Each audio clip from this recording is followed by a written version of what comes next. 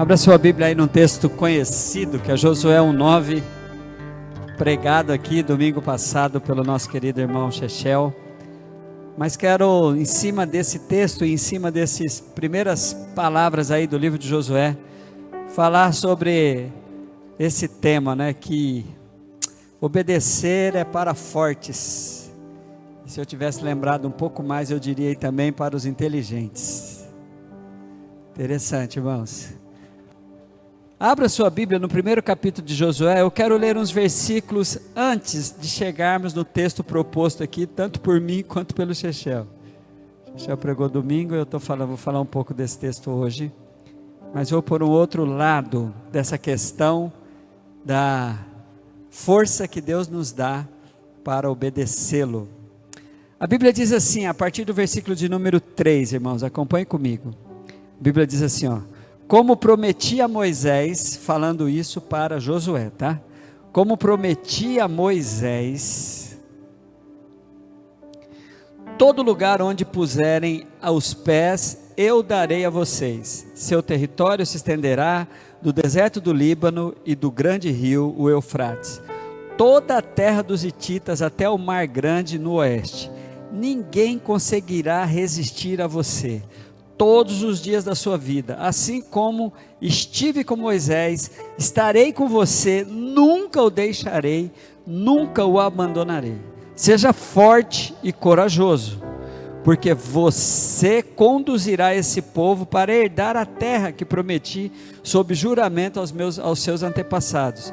Somente seja forte e muito corajoso. Tenha cuidado de obedecer a toda a lei que o meu servo Moisés ordenou a você.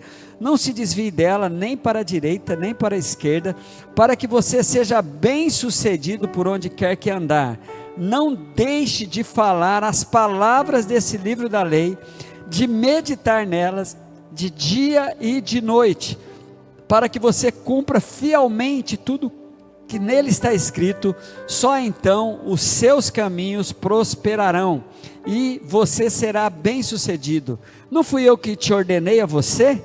Seja forte e corajoso, não apavore, nem desanime, pois o Senhor seu Deus estará com você por onde quer que você andar. Amém? Que texto claríssimo, irmãos. Por 3 vezes, essa expressão, seja forte e corajoso, é repetido para Josué. Por quê? Porque, irmãos, a força precisa ser acompanhado pela coragem e pela ousadia e pela moderação e pela convicção de que o Senhor me desafia a fazer aquilo que é preciso, mas antes Ele me capacita para tal. A grande crise vivida por Josué foi necessário de que ele recebesse esse reforço de Deus. Olha, Josué, vou estar contigo, vou ser um com você, lugar que você pisar a planta do seu pé, eu vou ser contigo mesmo. Mas Josué precisava estar deixando bem claro que ele estava disposto a ser o que o Senhor estava dizendo que ele era. Há uma palavra em que nós precisamos estar sempre preocupados com isso, de que a força do Senhor é garantida na pessoa do Espírito Santo para nós, porque ela começa com a promessa que é dada àqueles que querem mudar de categoria diante da humanidade. O que é mudar de categoria diante da humanidade? A humanidade, irmãos, é dividida em 2 tipos de pessoas: as criaturas de Deus, os seres humanos que são chamados de criaturas e servos de Deus. Impressionante, né? Toda criatura está a serviço do Senhor. Outra parte, não a metade, que bom seria se fosse a metade, se fosse 50% de lado cada um, mas o outro lado outra parte da humanidade, uma minoria da humanidade, são chamados os filhos de Deus. E é impressionante como a gente passa batido por isso. A gente gosta muito de usar esse texto para enfatizar a filiação a Deus, que é no primeiro capítulo de João, versículo 1, capítulo 1, versículo 12. A Bíblia vai dizer lá: pois todos quantos receberam, deu-lhes o poder de serem feitos filhos de Deus. A gente esquece dessa parte aí, ó, deu-lhes o poder. Por quê, irmãos? Porque Deus sabia que eu e você precisaríamos de força, de poder para obedecê-lo. Porque a Bíblia já diz, o próprio Cristo, avisando para os discípulos, naquele momento de aflição dele, naquele momento de carnal dele ali no monte da transfiguração, ou melhor, no monte do Getsêmani, Jesus dizendo: olha, vigiai e orai, porque a carne é fraca. Irmãos, a nossa natureza humana é muito fraca, nós somos muito sensíveis, você não tem noção da sua fragilidade, até que algo aconteça contigo, e você vai perceber assim: puxa, como eu sou fraco. Aí vem essa questão do poder dado por Deus, para que nós venhamos receber a força necessária. Todos quantos o receberam, deu-lhes o poder de serem feitos filhos de Deus, a saber, os que creem no seu nome. Então, queridos, essa questão da obediência é exatamente para quem tem essa força dado por Deus.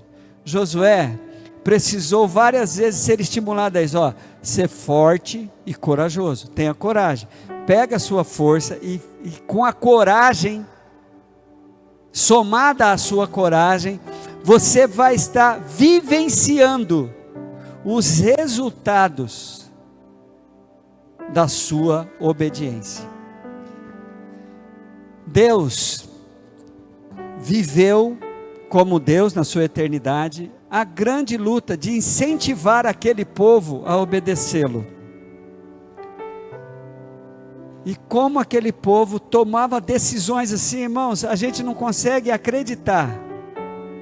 Depois de passar, ver tantos milagres de Deus, como a abertura do Mar Vermelho, como as águas de Meribá, como antes as pragas do Egito, a abertura do Mar Vermelho, aí de repente, Moisés dá uma ausentada de 40 dias, para receber a lei de Deus. O povo demonstra a sua fraqueza para a desobediência. Engraçado que para desobedecer não precisa de força não, basta você não usar o seu caráter, a força do seu caráter, a sua disposição de acertar, para você desobedecer. Aí lá estava o povo fazendo aquele bezerro, não é? Aí Deus faz uma declaração para Moisés assim, lá no capítulo 32 de Êxodo, no versículo de número 9, ele fala assim: disse o Senhor a Moisés: tenho visto que este povo é um povo de dura cerviz, ou então, como diz aí a NVI, é um povo obstinado. O Senhor disse a Moisés, e qual é que era a obstinação daquele povo? A desobediência, pela fraqueza, pela falta de força de obedecer. Se você olhar, queridos, a tônica dos registros do Antigo Testamento, você vai encontrar essa grande indisposição. A coisa ficou tão séria que Deus falou assim: olha, essas pessoas sozinhas não vão conseguir, os profetas não vão dar conta, a minha lei não vai dar conta. Aí Deus tomou uma decisão radical: vir aqui mostrar as consequências da obediência através da pessoa de Jesus. Olha que coisa maravilhosa. Abra a tua Bíblia no livro de Hebreus. Olha que coisa, irmãos. Chega a ser assim, forte para mim, de saber as decisões que Deus tomou, sem precisar fazer isso. Abra a tua Bíblia em Hebreus capítulo 5. Olhe comigo para Hebreus capítulo 5. E de Hebreus capítulo 5, você olhe para o versículo de número 7. Falando sobre Jesus, Hebreus 5, 7.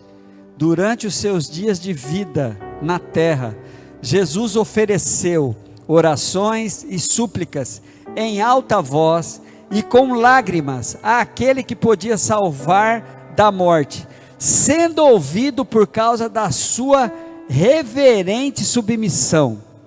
Embora sendo filho, ele aprendeu a obedecer por meio daquilo que sofreu. Olha só, queridos, o próprio Deus, sabendo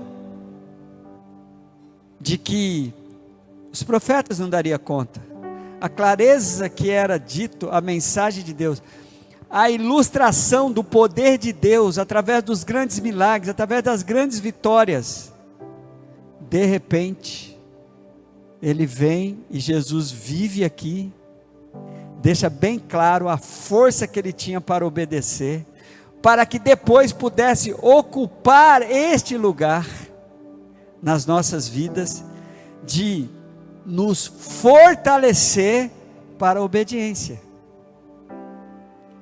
Então não confie em você, não confie na sua força, não confie na sua capacidade, sem o Espírito Santo de Deus. Por isso é que, como é que é a promessa da descida do Espírito Santo em Atos 1:8? O que tem lá?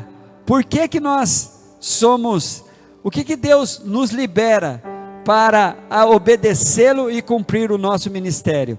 Olha, sei que alguns irmãos têm de cor esse texto na mente, mas a Bíblia vai dizer assim na NVI, mas receberão poder quando o Espírito Santo descer sobre vocês. Poder para quê, irmãos? Para ser testemunhas obedientes. Aí a Bíblia vai dizer, receberão poder para quê? E serão minhas testemunhas em Jerusalém, em toda a Judéia, Samaria e até os confins da terra. O que Deus fez? Deus já sabia, usou didaticamente toda a história do seu povo no Antigo Testamento, dentro dos mistérios e da capacidade que Deus tem de administrar todas as coisas, de ser justo com todos. Ele pega e deixa bem claro, agora vocês vão perceber que sozinho vocês não conseguem, vocês precisam receber o poder necessário para a obediência. Por isso é que de maneira lúdica eu coloquei aqui, que obedecer é para fortes, mas fortes que recebem a força que vem de Deus. Não tente sozinho, não confie, porque irmãos, como é fácil puxar o nosso próprio tapete diante dos pactos que faço, das promessas que faço, e depois eu mesmo demonstro a minha fraqueza, não consegui. Por isso é que vem a garantia da descida do Espírito Santo, do exemplo de Jesus, que aprendeu a obedecer através do sofrimento dele. Como homem, Jesus precisou aprender. Aí a gente para e pensa assim, essa é uma das maneiras que Deus quer que eu seja forte, eu aprenda a obedecê-lo, através de muitos perrengues, muitos sofrimentos que você passa.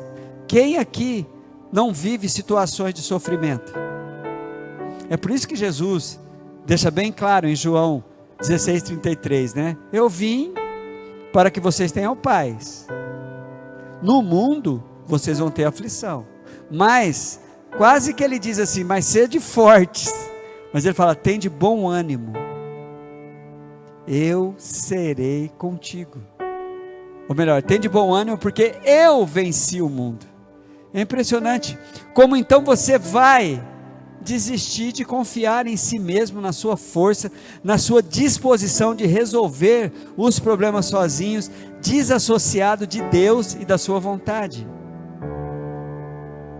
Porque, irmãos, quando você olha para a história, a desobediência levava à derrota, a desobediência continua levando à derrota, e a obediência levava às vitórias, e a obediência continua levando-nos às vitórias.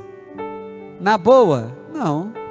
A terra prometida, a terra que manava leite e mel, não foi entregue de mão beijada para o povo judeu. Eles tiveram que lutar.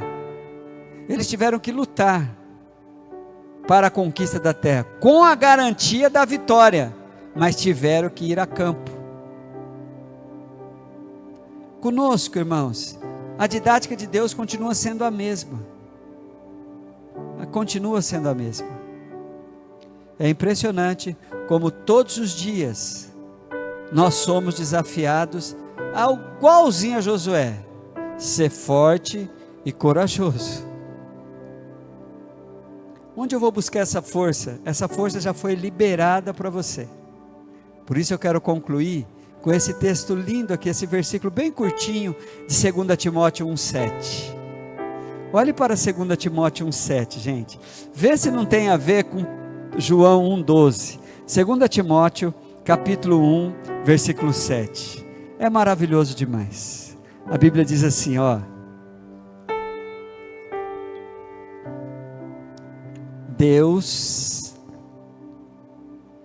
Pois Deus não nos deu um espírito de covardia,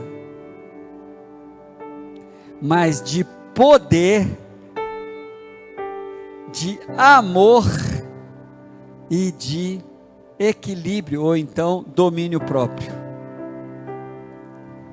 Irmãos, é impressionante isso, né?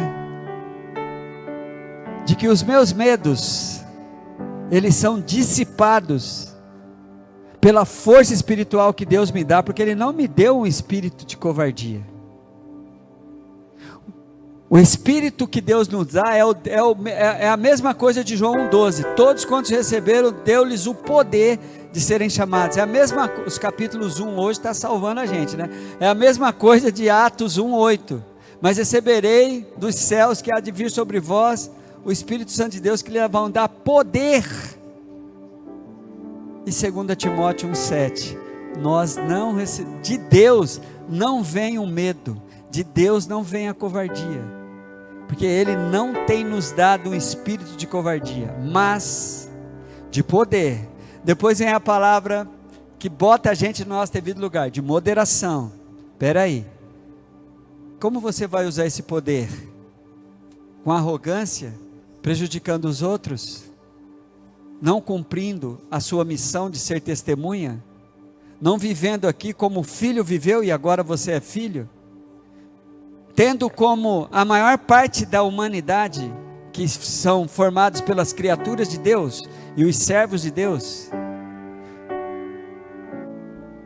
Pastor, mas por que você está falando criaturas e servos? Sabe por quê, irmãos? Nem todo servo é filho de Deus, mas todo filho de Deus o serve. Marca isso.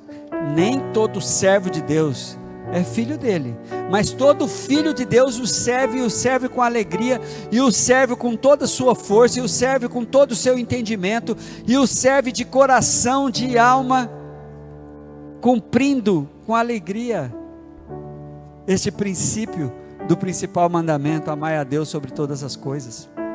E para isso o Senhor nos capacita para depois. Por isso é que obedecer é para os fortes, e eu quero complementar agora, e para as pessoas inteligentes.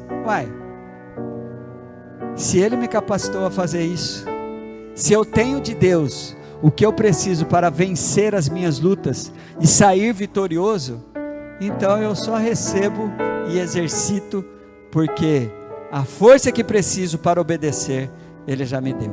Amém?